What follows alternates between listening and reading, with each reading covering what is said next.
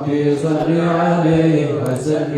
يا ربي صل على محمد أشرف بدر في الكون أشراك. يا ربي صل على محمد أشرف بدر في الكون أشراك. ربي صل على محمد أكرم داع يدعو إلى الحق. يا ربي صل على محمد أكرم داع يدعو إلى الحق. يا ربي صل على محمد المصطفى صادق المصدق.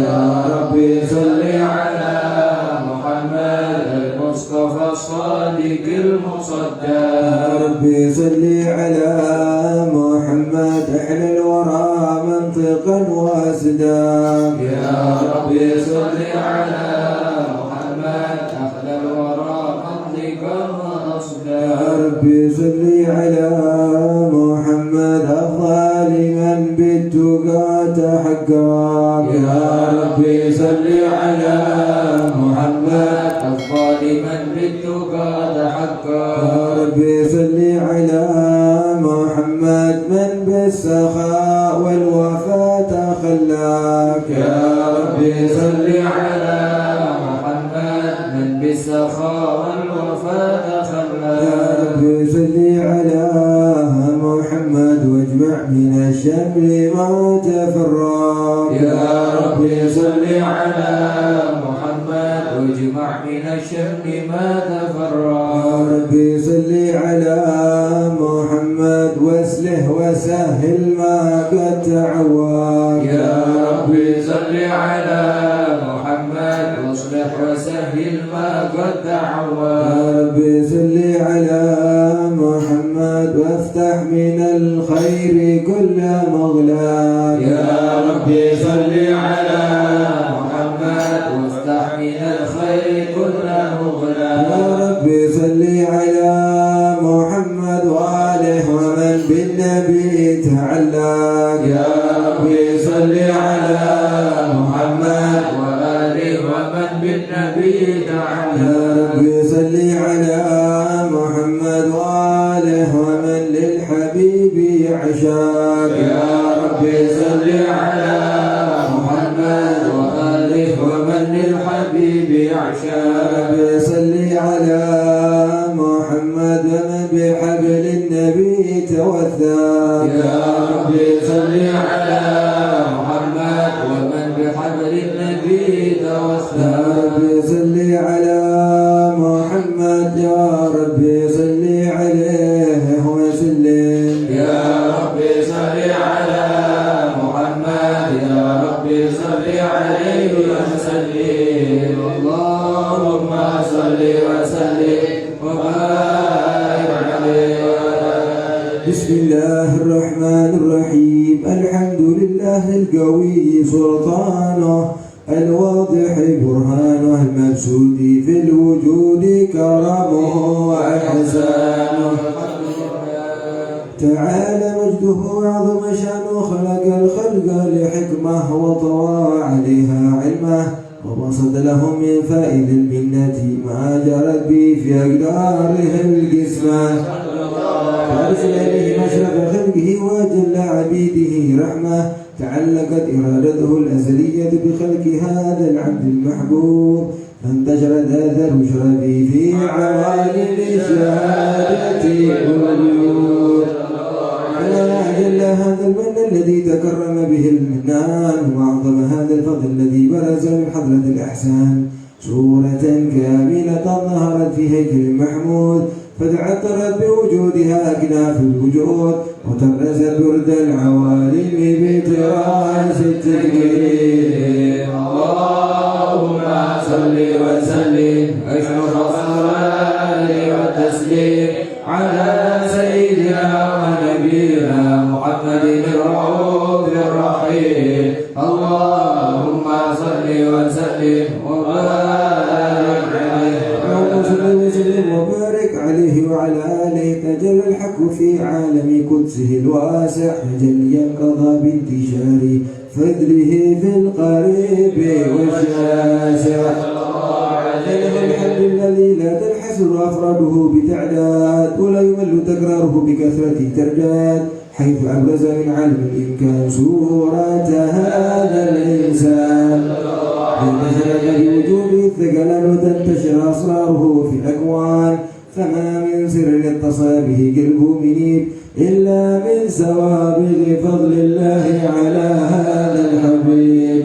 يا لقلب سروره قد توالى بحبيب عم الأنام نوالا، جل من شرف الوجود بنور غمر الكون بهجة وجمالا، ترجع في الحسن على مقام وزنها بمجده وتعالى، لا حظته العيون في ما اجتلته بشرا كاملا يزيح الضلالا، وهو من فوق علم ما قد رأته رفعة في شعاره، لقد جاءكم رسول من أنفسكم عزيز عليه ما عنتم حريص عليكم بالمؤمنين رؤوف رحيم.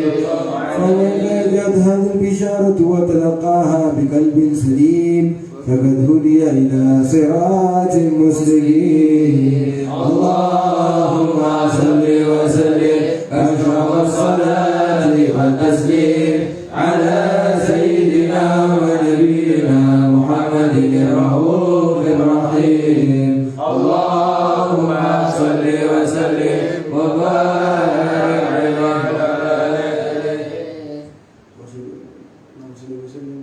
اللهم صل وسلم وبارك عليه وعلى آله.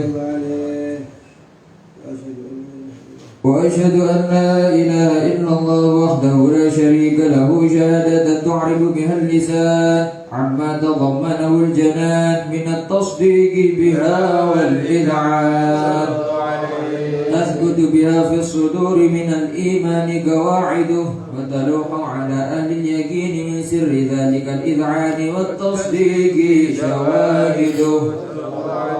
وأشهد أن سيدنا محمدا العبد الصادق في قوله وفعله والمبلغ عن الله ما أمره بتبليغه لخلقه من فرضه ونفله، عبد أرسله الله للعالمين بشيرا ونذيرا، فبلغ الرسالة وأدى الأمانة، وهدى الله به من الأمة بشرا كثيرا، فكان في ظلمة الجهل للمستبصرين سراجا وقمرا منيرا.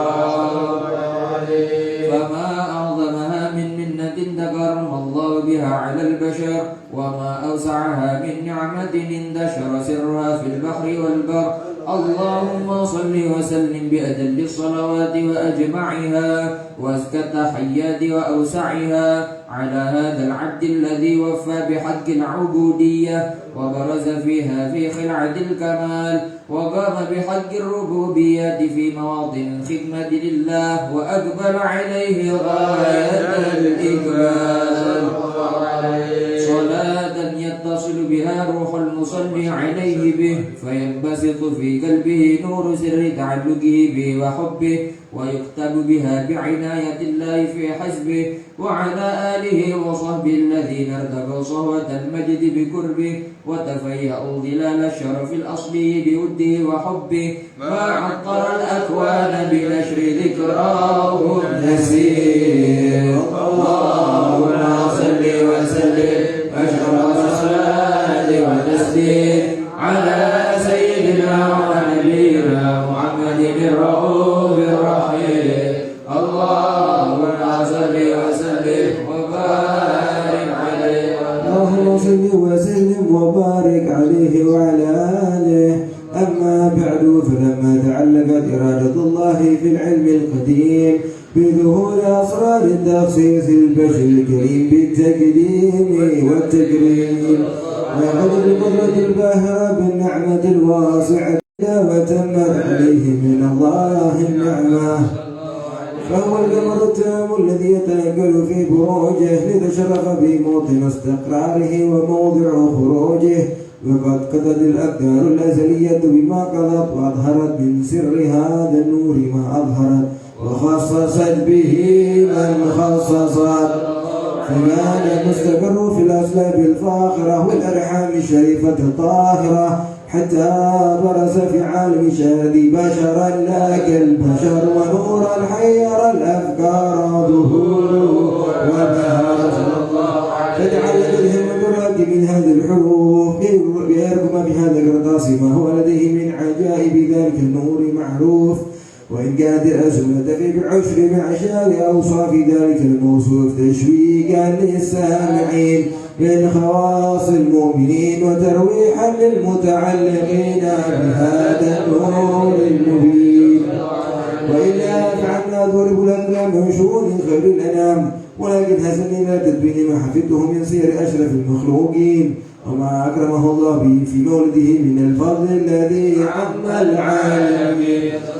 وبين آياته في الكون منشورة على مر الأيام والشهور والسنين، داعي التعلق بهذه الحضرة الكريمة وداعي التشوق إلى سماع أوصافها العظيمة، ولعل الله ينفع به المتكلم والسامع فيدخلان في شفاعة هذا النبي الشافع ويتروحان بروح ذلك النعيم. اللهم صل وسلم أشرف الصلاة والتسليم على سيدنا ونبينا محمد الرؤوف الرحيم. اللهم صل وسلم وبارك عليه. صلوات الله تغشى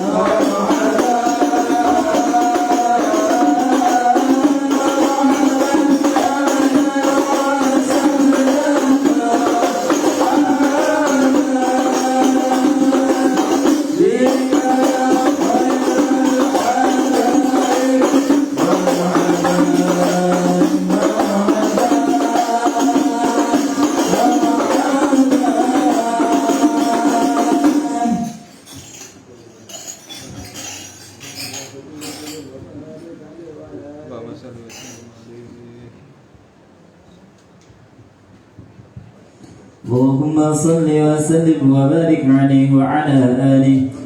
وقد أن للقلم أن يكت ما حركه فيه الأنامل مما استفاده الفهم من صفات هذا عبد المحبوب الكامل والشمائل التي هي أحسن الشمائل. وحنا حسن أن نثبت ما بلغ إلينا في شأن هذا الحبيب من أخبار وآثار ليتشرف بكتابة القلم والقرطاس وتنزه في حدائق الأسماء والأبصار وتنزه في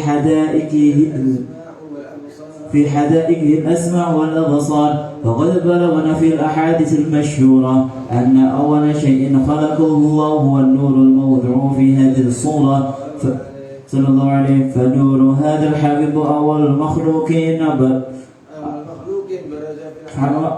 مخلوق برز في العالم ومن تفرع الوجود خلق بعد خلق فيما حدث وما تقدم صلى الله عليه. وقد أخرج عبد الرزاق بسند عن جابر بن عبد الله الأنصاري رضي الله عنه وقال: كنت يا رسول الله بأبي وأمي أخبرني عن أول شيء خلق الله قبل الأشياء. قال: يا جابر إن الله خلق قبل الأشياء نور نبيك محمد صلى الله عليه وسلم من نوره صلى الله عليه. وقد ورد من حديث أبي هريرة رضي الله عنه أنه قال رسول الله صلى الله عليه وسلم: كنت أول نبينا في خلق وآخرهم في البعث صلى الله عليه. وقد تعادت الرواية بأنه أول الخلق وجودا وأصرفهم مولودا.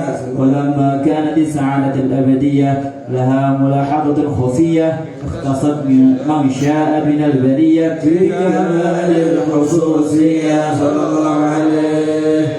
فاستودع هذا النور المبين أسلب وبطون ما شرفته من العالمين. فتنقل هذا النور من صلب آدم ونوح وإبراهيم حتى وصلت يد العلم القديم إلى من خصصته بتكريم أبيه الكريم عبد الله بن عبد المطلب ذي القدر العظيم صلى الله عليه. وأمي التي هي في مخاوف آمنة السيدة الكريمة الآمنة فتلقاه سلب عبد الله فألقاه إلى بطنها وضمت أغشاؤها بمعونة الله محافظة على حق هذه الذرة وصونها. فحملت برعاية الله كما ولدت عنها حملا خفيفا لا تجد له ثقلا ولا تشكو منه ألما ولا عللا صلى الله عليه. حتى مر الشهر بعد الشهر من حمله وقرب وقت بروزه إلى عالم الشهادة لتنبسط على أهل هذا العالم فيوضات فضله وتنتشر فيها سهل مجد الصميم. اللهم صل وسلم أشرف الصلاة والتسليم على سيدنا ونبينا محمد الرؤوف الرحيم. اللهم صل وسلم وبارك عليه وعلى آله.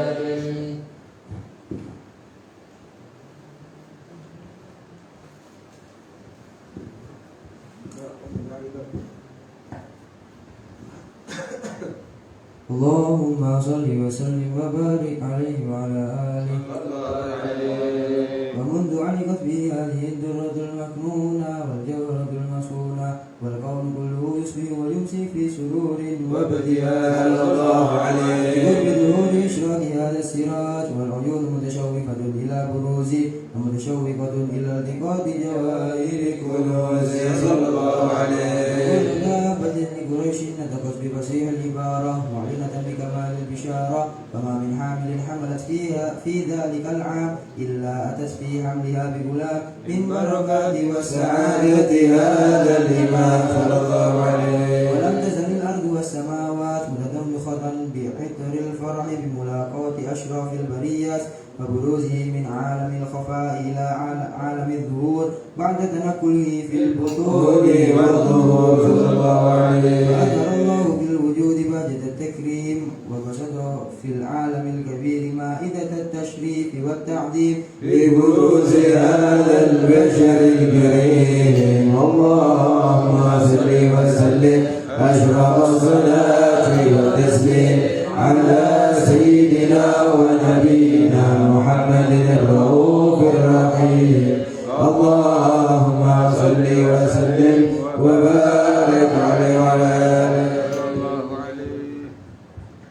اللهم صل وسلم وبارك عليه وعلى آله فحين قرب أوان وقع هذا الحبيب أعلنت السماوات والأرضون ومن فيهن بالترحيب وأمطار الجود الإلهي على أهل الوجود تثج وألسنة الملائكة بالتبشير للعالمين تعي سبحان الله الحمد لله ولا إله إلا الله الله أكبر سبحان الله الحمد لله ولا إله إلا الله الله أكبر سبحان الله الحمد لله ولا إله إلا الله الله أكبر والقدرة كشفت قناع هذا المستور ليبرز نوره كاملا في عالم الظهور نورا فاق كل نور وأنفذ الحق حكمه على من أتم الله عليه النعمة من خواص الأمة أن يحضر عند وضعه أمة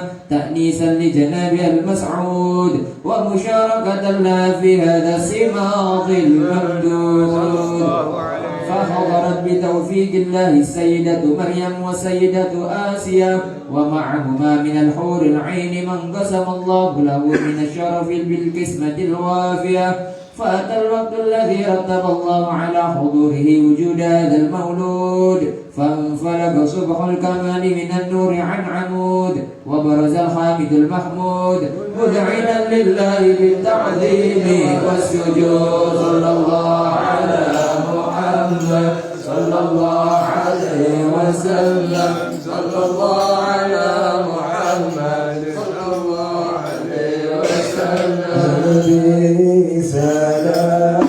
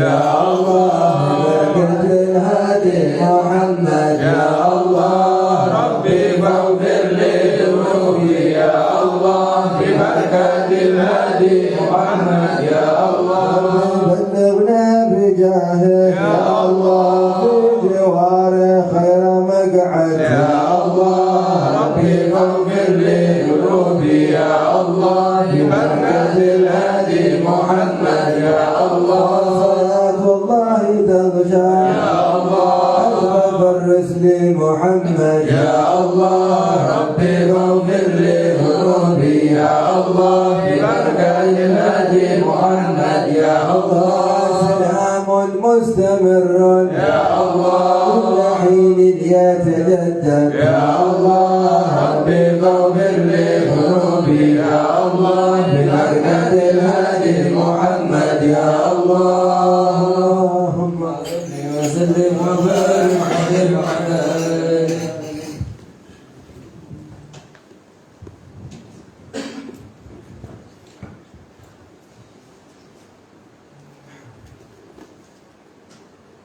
بسم الله والحمد لله والصلاة والسلام على رسول الله سيدنا محمد بن عبد الله وعلى آله وصحبه ومن والاه ولا حول ولا قوة إلا بالله. اللهم صل وسلم على سيدنا محمد مفتاح باب رحمة الله عدد ما في علم الله صلاة وسلاما دائمين بدوام ملك الله وعلى آله وصحبه. سبحانك لا علم لنا إلا ما علمتنا إنك أنت العليم الحكيم. ورب اشرح لي صدري ويسر لي أمري واحلل عقدة من لساني يفقهوا قولي آمين. قال الإمام عبد الله بن أهل الحداث في كتابه رفعنا الله به بعلومه وبعلومكم في دارين آمين الأنفال. Sampai pembahasan kita kemarin menerangkan Nabi Haddad menyebutkan dari mulianya dan perintahnya Allah bahkan atas amar ma'ruf dan nahi munkar dan saling membantu di antara hamba Allah dalam melakukan kebaikan dan ketakwaan kepada Allah. Kemudian melakukan salat, menunaikan zakat dan saling bernasihat tentang kebenaran dan kesabaran. Kemudian dan terus menerus seseorang yang saling menasihati, bahkan menasihati jalannya apa? Untuk mendapatkan ridha Allah dan Nabi Muhammad. Artinya dalam kasat ya, tujuan nasihat ini bukan atas sesuatu yang duniawi atau syahwat bahkan, akan tapi apa? Semata-mata untuk ridha Allah dan Nabi Muhammad. Dan mereka terus menasihati hamba-hambanya Allah. Siapa mereka nih? Para ulama.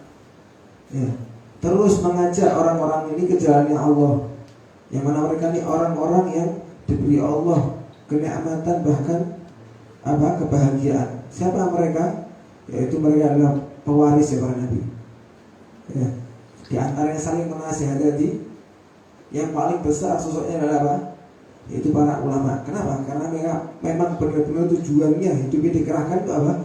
Mengajak orang kepada Allah. Mengajak orang untuk apa?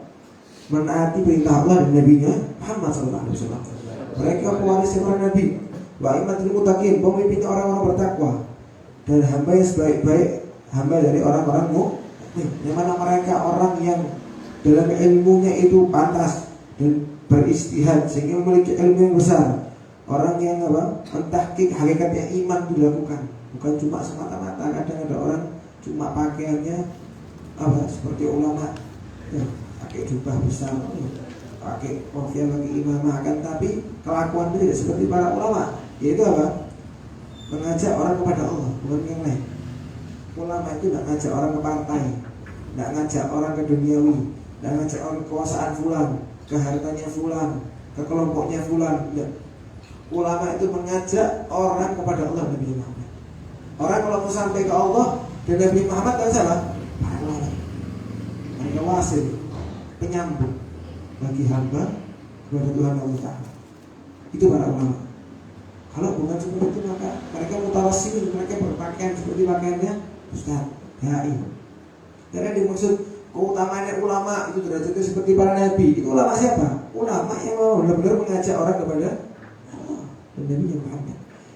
Kalau orang tersebut mengajak ke hal yang lain, hati-hati. Bisa digolongkan ulama usul, itu apa? Ulama usul. Ulama yang jahat, bahkan ulama jahat ini bahaya. Ya. Ulama yang jelek, kenapa? Yang ngajak orang kepada Allah.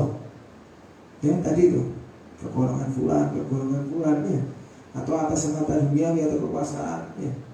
Atau mengajak untuk apa?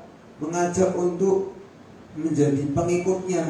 Ya ini dia semata-mata ini dipuji orang, semata-mata ini dihargai orang. Mereka apa? Orang yang menyambungkan hamba kepada Allah. Mereka ulama Allah Ta'ala. Yang disifati apa? Pada wa yakhshallah min ibadihi anak.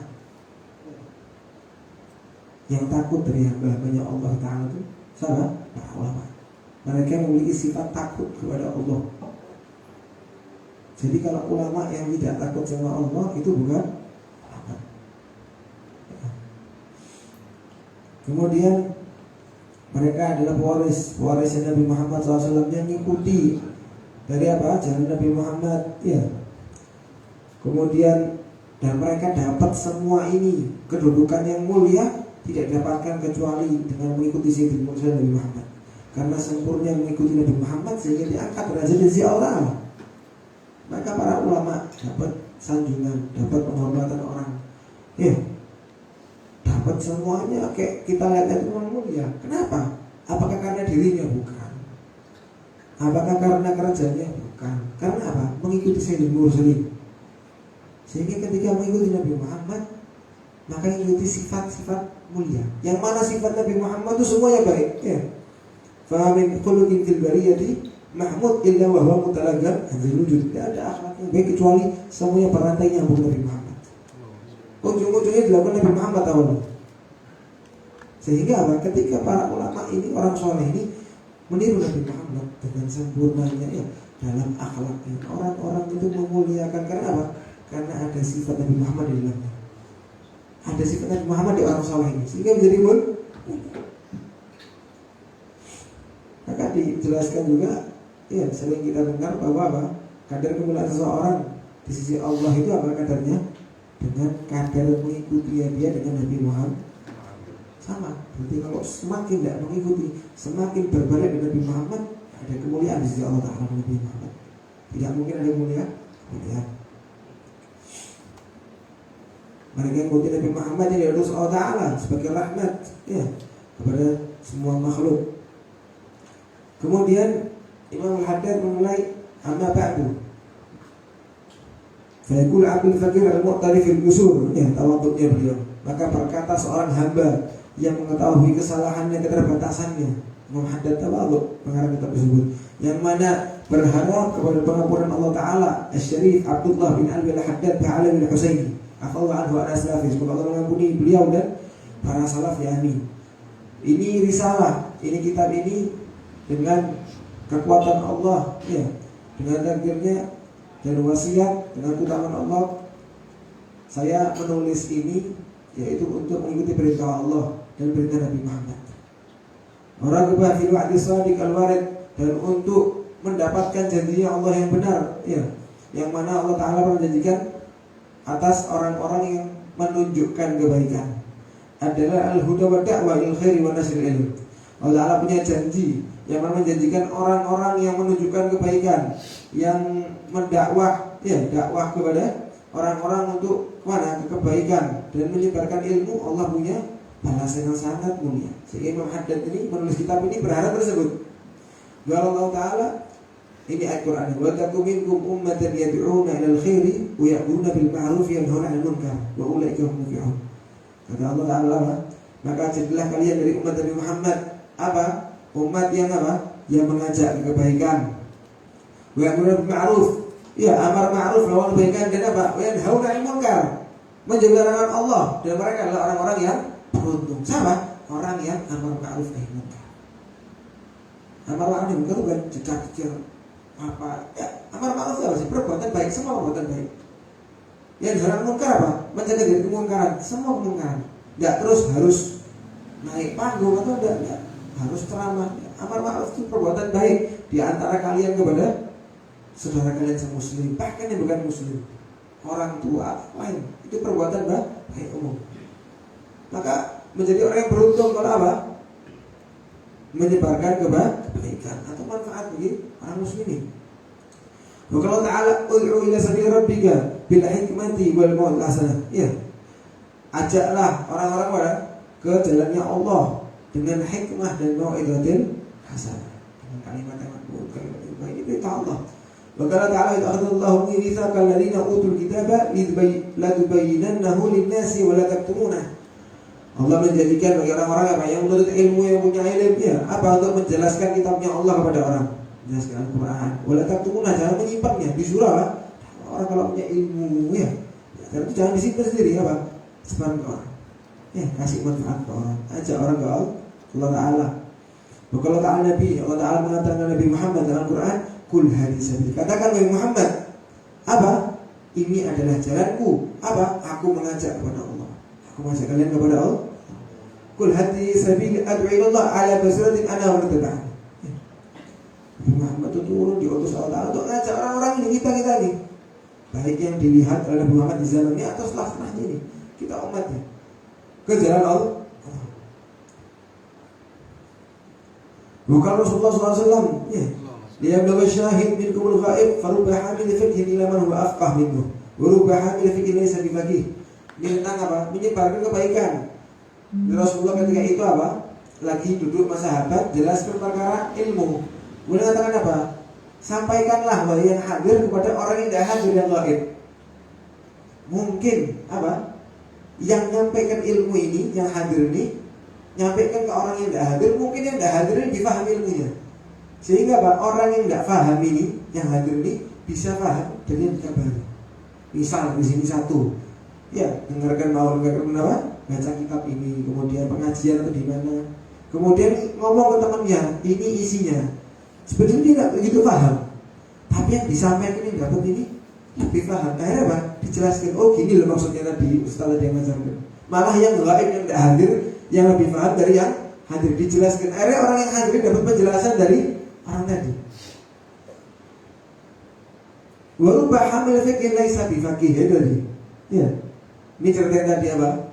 Mungkin yang hadir ini nyampaikan ke orang yang lain biar paham. Orang tidak tahu jadi dapat ilmu meskipun dah hadir, mungkin ada udzur. Atau yang bawa ilmu tadi ini rada tidak paham. Ketemu orang yang bikin ke temannya, ternyata temannya ini yang tidak hadir lebih paham. Dijelaskan, oh gini maksud Ustaz tadi, lebih paham lagi. Artinya apa? Dalam menyebarkan ilmu, menyampaikan ilmu ini tidak ada salahnya. Bisa menambah pemahaman sendiri kalau kurang, atau bisa kasih kebaikan ke orang lain. Dan ingat, orang kalau menyampaikan kebaikan, dapat pahala yang sangat besar dari Allah Ta'ala. Wakala sallallahu wassalam, berkata Nabi Muhammad sallallahu alaihi wasallam, man da'ila huda, barang siapa yang mengajak ke kebaikan, mengajak ke petunjuk, maka kana lahu minal ajri mithla ujur man tabi'ahu la yanqus dzalika min ujuri syiah. Dia akan dapat ganjarannya apa? Orang yang tadi yang dikasih itu kebaikan, orang yang tunjuki. Satu orang A, ya tunjuki ini lebih baik gini. Ya kalau jalan itu, kalau masuk masjid pakai kaki kanan, kalau keluar pakai kaki kiri, itu sunnahnya.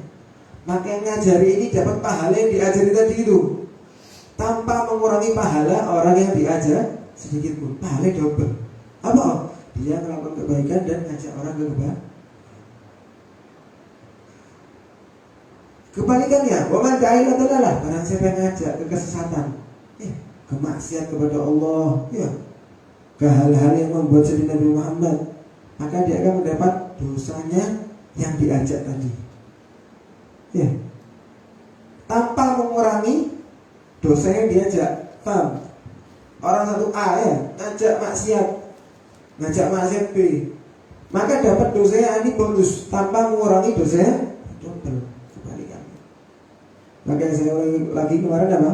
Yang saya sampaikan, kalau memang tidak bisa ngajak ke kebaikan, tidak bisa jangan sampai ngajak ke kejahatan. Jangan sampai. Maka tapi ditetapkan, tetap harus kita apa? Nyampaikan kebaikan, ngajak orang, ngajak istilahnya mlebu surga, ngajak Allah. ya. Jangan sampai kitanya enak sendiri ya. Ya mangan kadang ya ngejak-ngejak koncone luwe jano ae. Ya dhek mangan sak enake dipleroki ya. Jadi jak. Ya harusnya makan kan bareng padha-padha mangannya padha-padha. Apalagi surga ini nikmatnya nggak ada apa-apanya sama makan ini ya. Di surga kalau makan buah itu makan sesuatu apapun sekali gigitan nikmat, kemudian terus gigitan kedua tambah nikmat lagi, gigitan ketiga tambah nikmat lagi, nggak ada habisnya. Orang kalau makan sekarang ya, orang makan rawon sak mangkok pas lapar ya mana ya baik kerupuk sambal itu es jeruk mana ya tambah lagi rawon kedua. Dan sebegitu enak seperti yang pertama ketika lapar. Itu dunia. Kalau surga tambah makan tambah nikmat, tidak ada habisnya. Nikmatnya semuanya ini semua mulia semua. Belum kerajaannya, belum sungainya dari susu ya. Dan itu semua ingat nikmat semua itu bakal seakan-akan hancur kalau dibandingkan dengan nikmatnya melihat Nabi Muhammad, melihat wajah Nabi Muhammad. Dan ingat, yang paling tinggi nikmat bukan atas lagi apa? Melihat Allah Subhanahu wa taala. Nanti bakal diizinkan ya mendapat kemuliaan apa? Orang bakal melihat zatnya Allah. Ya bisa itu sifatnya sekarang karena belum nanti orang-orang yang terpilih akan melihat Allah Taala. Semoga Allah golongan kita sebagai orang tersebut. Amin ya rabbal. Nikmat yang paling mulia apa? Melihat Allah Taala. Ketika melihat Allah Ta'ala, kok dari Allah Ta'ala melihat Nabi Muhammad aja itu sudah entek, seakan-akan surga itu tidak ada nikmatnya. Habis. Apalagi melihat Allah Ta'ala. Maka atas kenikmatan yang surgawi yang bakal abadi ini, maka jangan sampai kita nggak ngajak seorang muslim lainnya masalah mangan ngombe sing ngejak kok malah kenikmatan yang abadi ya. Malah tidak soalnya kalau di surga di neraka tempatnya dua itu dok. Akhirat tidak ada lagi jadi apa? Ono di tengah-tengah di antara surga ke neraka apa lapangan bal-balan. Ya orang meninggal nanti dengan nanti rutenya banyak ya dari barzah nanti hisab apa sih nanti mizan nanti ujungnya kemana? Masuk ke neraka. Kalau tidak ke surga ya neraka. Ya. Kalau pilihan dua ini ya jangan sampai pilih ke neraka ya. Habis, ya sudah pilihannya surga. Nanti dibedakan ada derajatnya, tergantung amalnya. Ya. Kemudian Nabi Muhammad SAW bersabda, "Man da'al khair, kan lahu minal ajri mithl fa'ilih."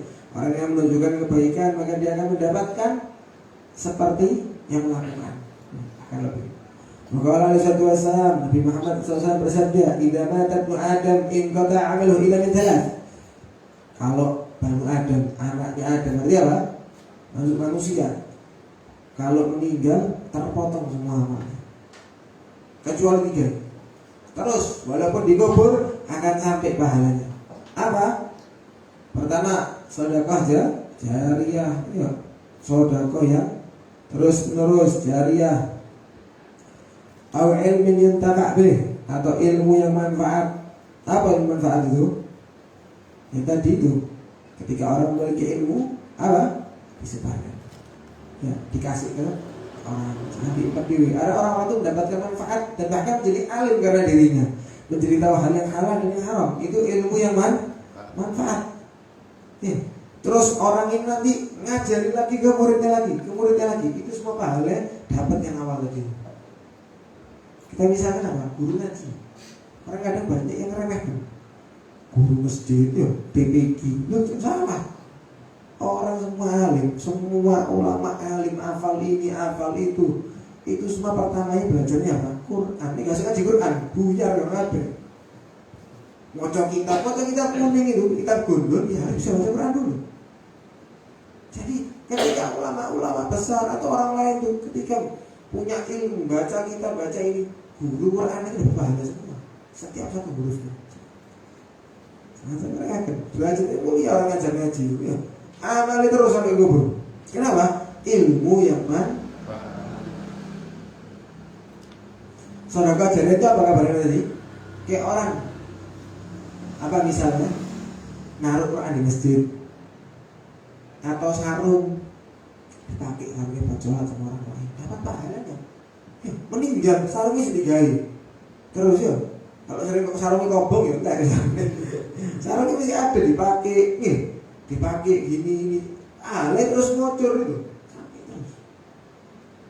Ada satu orang cerita, satu orang Habib dari ini terkenal di mata orang apa? Bakhil, mau wedit. Padahal suki saya gini. Mau wedit wis jauh iki wong kadang ngopo sumbangan apa kadang ditolak, kadang ngopo deh.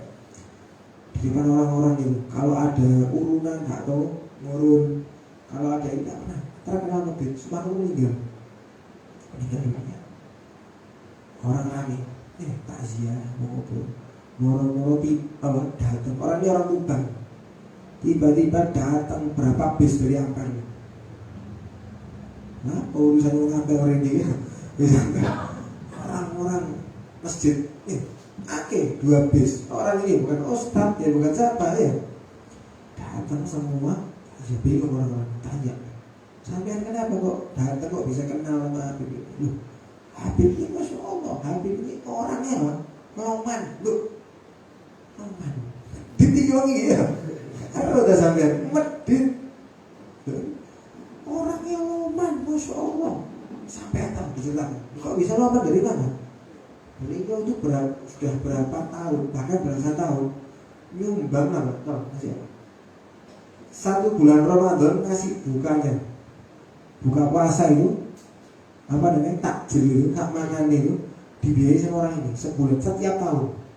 Berjalan berapa? Belasan tahun. Kalau sih ngeluh, ini namanya amal. Terus dia ngomong aku ya. Melebu kota amal 100 dipajang ya, baru dilepas nobak.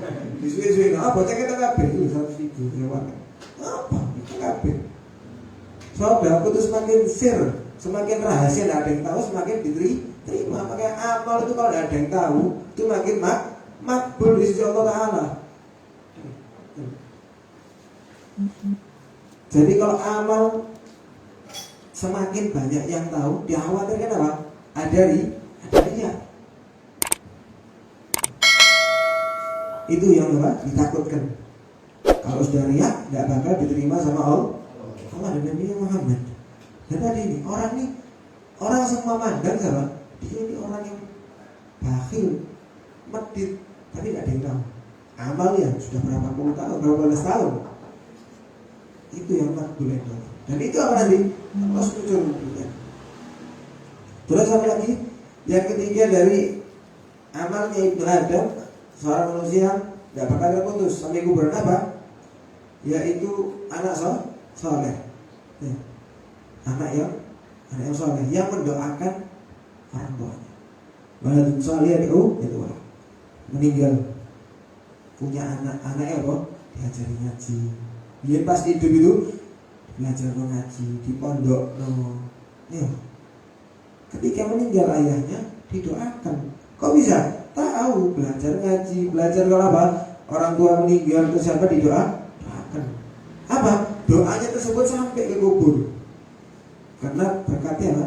Doanya anak yang ini ya anak gak tuh di pondok kayak siapa Quran gak harus apa-apa ya. Nabi Muhammad anak Ibiro gak harus kebacut itu ya. Kebacut kita di sini aja diselamatin sama orang misalnya. Sudah kita sangat tidak bisa ada nolong. Satu orang nyelamat dong. Kita nih berterima kasih banget. Sampai kadang-kadang diamal ini dua anak ini ya. Oh iya, sebenarnya aku lah ini aku. Masya Allah lomban, aku tahu bantu nih aku nih. Bujuni ini dihafal lo Nabi Muhammad ini penyelamat yang hakiki. Nanti di akhirat ada yang menyelamatkan semuanya kecuali Nabi Muhammad. Nah terus kita nggak tahu ada orang nggak tahu apa? Nggak tahu nama ayahnya, nggak tahu nama anaknya. Dapat dari mana? Nggak kenal, parah ini. Maka jangan sampai kita termasuk orang-orang tersebut ya, nggak kenal Nabi Muhammad, ya nggak kenal keluarganya. Orang kalau cinta Nabi Muhammad harus tahu siapa anak Nabi Muhammad. Yang 7, yang laki adalah 3, Qasim Abdullah Ibrahim. Yang keempat namanya perempuan siapa? Sayyidah Zainab, Sayyidah Ruqayyah, Ummu Kulthum dan Sayyidah Fatimah Zahra. Harus tahu. Kata Nabi Muhammad kalau tak tahu ini apa? Batut ya. Tahu namanya artis, tahu namanya orang-orang ya. Idola-idolanya, anak-anak ibu cuy, riwayat mati ini. Nabi Muhammad lahir gak tahu kapan ya. Meninggalnya kapan? Bingung. 12 bulan awal itu apa? Bulan lahir Rasulullah, kok iso anak maulid? Bulan matinya Rasulullah, kok iso anak maulid? Tidak ada. 12 bulan awal apa? Meninggal dan apa? Dan lahir Nabi Muhammad.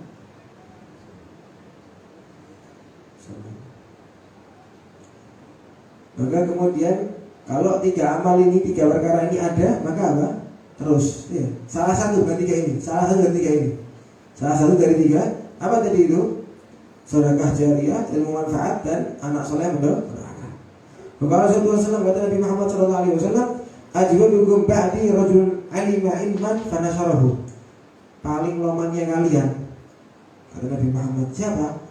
Paling loman kalian setelahku nanti yaitu orang yang belajar ilmu dan menyebarkan. Maka apa kan? Dibangkitkan sama Allah dari kiamat, dikhususkan menjadi satu kelompok. Jelasnya kelompok yang apa? Yang beruntung pasti selamat. Apa tadi orang apa? Yang belajar ilmu dan menyebarkan nifadillah. Orang-orang yang apa? Yang belajar ilmu syariat. Ya. Maka jangan sampai kalau dari tahu gini itu tidak pasti. Kadang belajar itu harus mondok, tidak harus mondok. Mondok memang totalitas bagus. Ya, bahkan lebih menjamin daripada orang yang bolak-balik. Tapi itu tidak terus apa? Tidak menyalahkan orang yang tidak bisa mondok, belajar cuma pulang pergi, tidak apa-apa, teruskan. Karena apa? Yang diwajibkan bukan mondoknya, ada Rasulullah ngomong mondok lah, ada. Rasulullah mau cari ilmu, belum ada mondok dulu. Kenapa dibikin mondok? Biar orang lebih fokus, lebih terjaga wilayahnya, bi'ahnya itu tidak melihat sesuatu yang haram, lebih terjaga. Hafalan hadis Nabi Muhammad, hafalan Quran itu butuh, tidak maksiat. Orang yang maksiat terus hafalan ini kabeh. Makanya ada kan, tidak bisa masuk pondok, tidak bisa dengan udzur-udzurnya. Belajar di masjid atau pondok pulang pergi harus benar. Jangan sampai apa tuh hati itu kering, tidak ada ilmu. Makanya hati itu ilmu sudah kering, tambah gelap, teknis. Ya, kan tidak nasihat, tidak masuk. Hati yang mati itu susah. Ya ada khusyuk kepada Allah. Gak tahu ngerasa nikmati hal-hal yang tentang Nabi Muhammad. Hadir majlis kemudian. Padahal ziarah, ya ziarah itu gak betah belas ya. Semenit 2 menit melayu. Jeding langsung. Jadi apa? Gak ketemu nikmat. Kadang dari mana itu? Hati yang mati. Ya adanya ilmu harus terus. Karena apa? Ilmu itu yang hidupkan hati.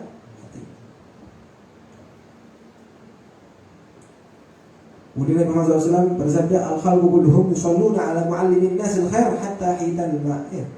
Semua makhluk Allah itu bersolawat. Kepada siapa? Kepada orang-orang yang mengajarkan kebaikan kepada yang lain. Hatta hitan ma', bahkan apa? Ikan-ikan yang di laut. Ya. Salawat menurut di ilmu fikih kita 3. Ya.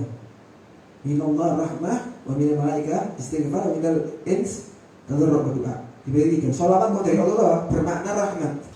Kalau dari malaikat istighfar, kalau dari makhluk-makhluk lain apa? Doa. Jadi doa. Jadi apa?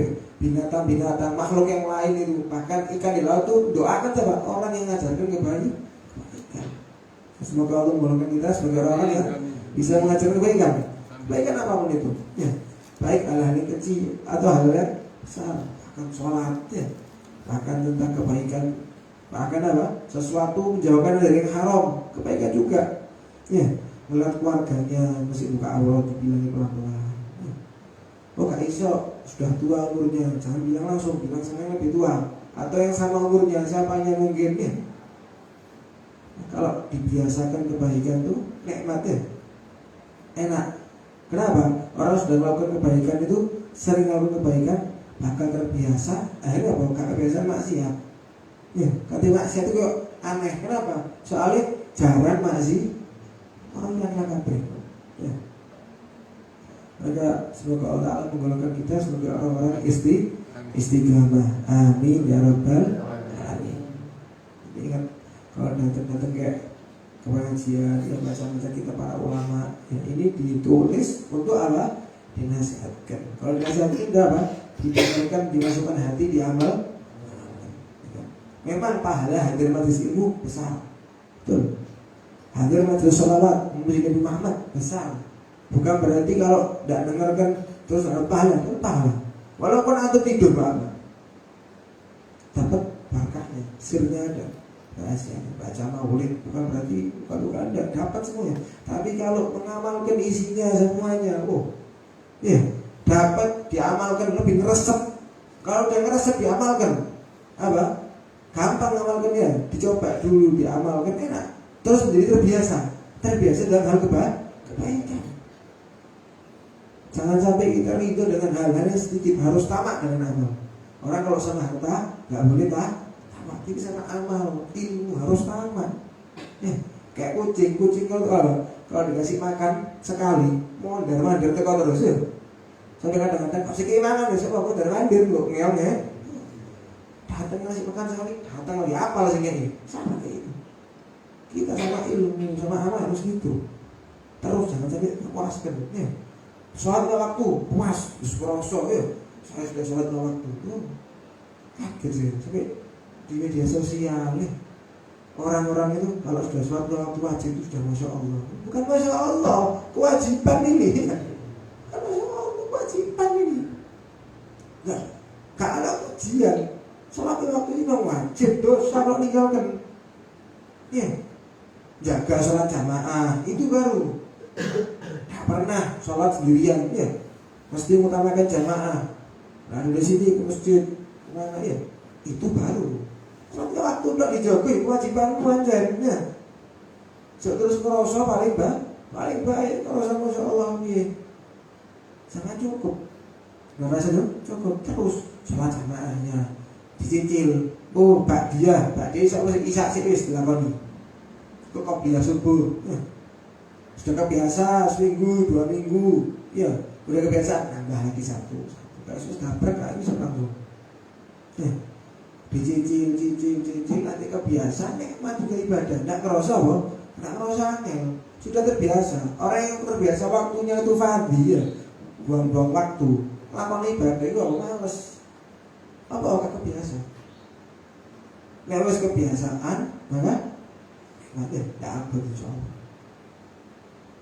Maka jangan sampai, kalaupun capek kesian, capeknya itu untuk Allah dan Nabi Muhammad.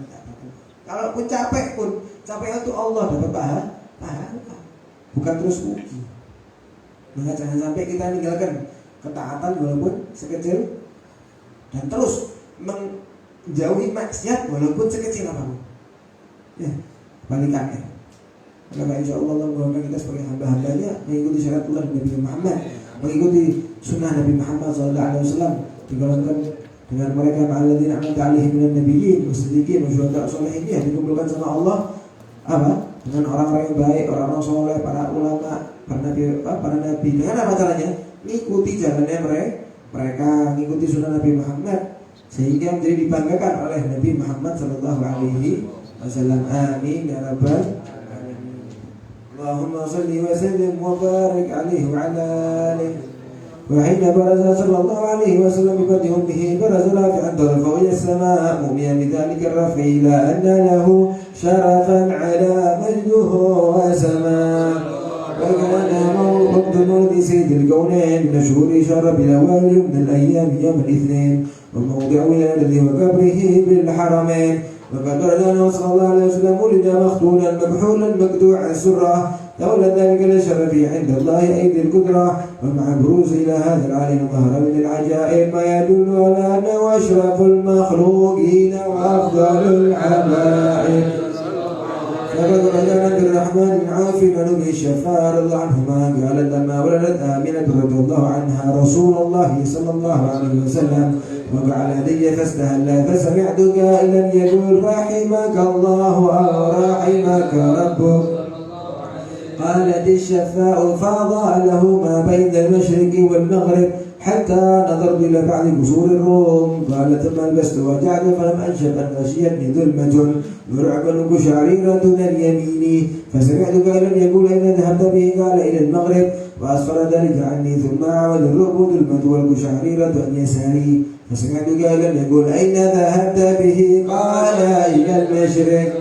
قالت فلم يزل الحديث مني على بال حتى ابتعثه الله فكنت من أول الناس إسلاما.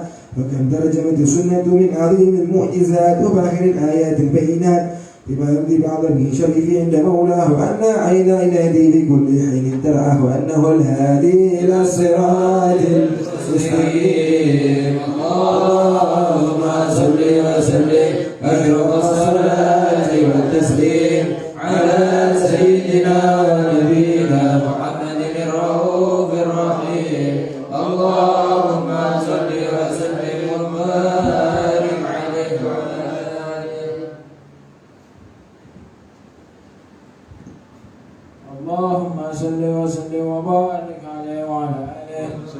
ولقد اتصف صلى الله عليه وسلم محاسن الأخلاق بذلك عن كتابته متون الأوراق. كان صلى الله عليه وسلم أحسن الناس خلقا وخلقا وألهم إلى مكارم الأخلاق سبقا فأوصاه بالمؤمنين حلما ورفقا بل الرؤوف لا يقول ولا يفعل إلا معروفا لو بخلق الشهد واللفظ المحتوي على المعنى الجزل. جاءه المسكين أجابه إجابة معجلة وهو الآب الشفيق الرحيم باليتيم والأرملة وله مع سهولة أخلاقه الهيبة القوية التي تبتعد منها فرائس الأقوياء من البرية ومن نشبت به تقترب الدروب ونازل بأخلاق ذكره تطيبت المجالس والمحافل.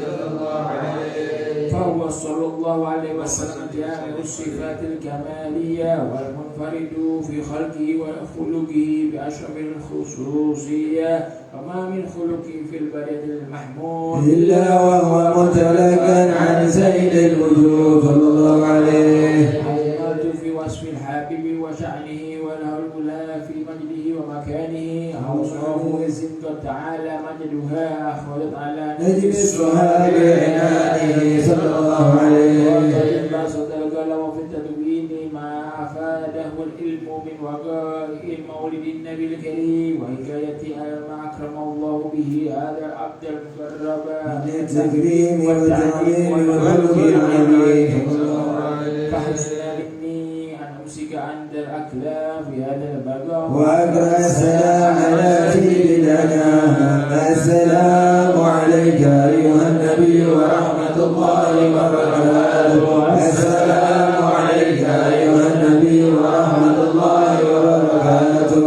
السلام عليك أيها النبي ورحمة الله وبركاته. وبذلك يحسن الختم كما يحسن التكدير وعليه أفضل الصلاة والتسليم. اللهم صل وسلم أشرف الصلاة والتسليم على سيدنا ونبينا محمد الرؤوف الرحيم. اللهم صل وسلم وبارك على الرحمن الرحيم. الحمد لله رب العالمين. اللهم صل وسلم على سيدنا محمد في الأولين. اللهم صل وسلم على سيدنا محمد في الآخرين. اللهم صل وسلم على سيدنا محمد في كل وقت وحين. اللهم صل وسلم على سيدنا محمد في الولاء الأعلى إلى يوم الدين. اللهم صل وسلم على سيدنا محمد وعلى آله وصحبه أجمعين. ولما نظم الفكر من دراري الأوصاف المحمدية عقودا توجهت إلى الله متوصلا لسيدي حبيبي محمد صلى الله عليه وسلم يجعل سعي فيه مشكورا فعل فيه محمودا. آمين. ويكتب عمل في الأعمال المقبولة وتوجه في التوجهات الخالصة وصلات الموصولة. اللهم يا من إليه تتوجه الآمال فتعود ظافرا على باب يساره حتى الرحال فتغشاها منه الفيوضات الغامرة. نتوجه إليك بأشرف الوسائل إليك سيد المرسلين عبدك الصادق الأمين سيدنا محمد الذي عمت رسالته العالمين أن تصلي وتسلم على تلك الذات الكاملة مستودع أمانتك وحفيظ سرك وحامل راية دعوتك الشاملة الأبي الأكبر المحبوب قبل مخصص في الشرف الأفخر في كل مواطن من مواطن القرب مظهر قاسم إمدادك فعبادك وسبك سير شارك لأهل ودادك سيد الكونين وأشرف ثقل العبد المحبوب الخالص المخصوص منك بأجل الخصائص اللهم صل وسلم عليه وعلى اله وصحبه واهل حضره اقترابه من احبابه. اللهم انا نقدم اليك جاه هذا النبي الكريم ونتوسل اليك بشرف مقامه العظيم ان تلاحظنا في حركاتنا وسكناتنا بعين عنايتك وان تحفظنا في جميع اطوارنا وتقلبنا بجميل رعايتك وحصيل وأن تبلغنا من شرف القرب إليك وإلى هذا الحبيب غاية آمالنا وأن تتقبل منا ما تحركنا فيه من نياتنا وأعمالنا وتجعلنا في حضرة هذا الحبيب من الحاضرين وفي طريق اتباعه من السالكين ولحقك وحقه من المؤمن ولعهدك من الحافظين. اللهم إنا نتبع في رحمتك الخاصة ولا تحرمنا واضربنا جميلة هي وصلتنا إليك فلا تخيبنا آمنا بك برسولك وما جاء به من الدين وتوجهنا به إليك مستشفعين بقابل المذنب منا بالغفران والمسيئة بالإحسان والسائلة بالإحسان والمعملة بما وأن تجعل من نصر هذا الحبيب ووازاه وواله وظاهره وعم ببرده وشرب وجهادنا ووجهد أولادنا ووالدينا وأهل بترنا جميع المسلمين والمؤمنين والمؤمنات في جميع الجهات وإذ مراد الدين القومي في جميع الأقطار منشورة مع الإسلام والإيمان بأهلها معمورة معنا واكشف لهما كربة المكروبين واقضي دين المدينين واغفر للمذنبين وتقبل توبة التائبين وانشر رحمتك على عبادك المؤمنين أجمعين واقضي شر المعظمين والظالمين وسد العدل بولاة الحق في جميع النواحي والأقطار وأيدهم بأيد من عندك ونصر عن المعاندين من المنافقين والكفار واجعلنا يا رب في الحسن الحصين من جميع البلايا في الحرس المكين من الذنوب والخطايا وألمنا في العمل بطاعتك وصدق في خدمتك الدائمين وإن توفيتنا فتوفنا مسلمين مؤمنين واختم لنا منك بخير أجمعين وصل وسلم على هذا الحبيب المحبوب للأجسام الأرواح والقلوب وعلى شر من يوصل الحمد دعوانا الحمد لله رب العالمين. إن الله وملائكته يصلون على النبي يا أيها الذين آمنوا صلوا عليه وسلموا تسليما. اللهم صل وسلم عليه صلى الله عليه وسلم دعواهم فيها سبحانك اللهم وتحيتهم فيها سلام آخر دعواهم الحمد لله رب العالمين. الصلاة والسلام عليك يا سيد المرسلين الصلاة والسلام عليك يا خاتم النبيين الصلاة والسلام عليك يا من أرسلك الله رحمة العالمين ورضى تعالى سبحانه رسول الله أجمعين آمين. المدى الله جعل يكم من تنبيه ثابت يومين في سورة رسول الله ودخلنا في حزبها المفحيم والمشافر والعافية لنا خاصة والأخوان المؤمنين عماه وجعلنا من الراضين مرضين المهتدين مهتدين ومن حاضر هذا جعلنا يكتب الله من المتقين للصالحين ورضيح القلوب وأن الله يحل القلوب بما تحيا به قلوب العارفين ويكتبنا في ديوان عباده المتقين ويثبت قلوبنا ولسنتنا على ذكره ومحمده وإلى حضرة النبي صلى الله عليه وسلم بسر